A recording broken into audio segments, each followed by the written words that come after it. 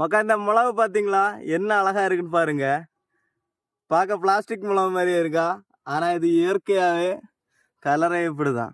காந்தாரி மிளகுல ஒரு ஊதா கலர் மிளகாகும். எனக்கு இது ஒரு ஆள் கிஃப்டாக தந்தார் இந்த மிளகு செடியை. அவருக்கு வீட்டுக்கு கொண்டு போகிறதுக்காண்டி பிடிங்கி வச்சுருந்தார் ஒரு வேலைக்கு போன இடத்துல. பேர் வந்து அலெக்சாண்டர் அவர் பேர்.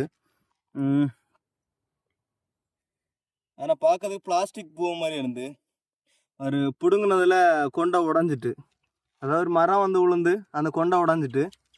அப்போ என்னென்னா அந்த வீட்டுக்காரங்க நீங்கள் கொண்டு போங்க, மூட வேணாம் பிடிங்கி கொண்டு போங்க, வேறு தையாண்ட இருக்குது அப்படின்னு சொல்லியிருந்தாரு.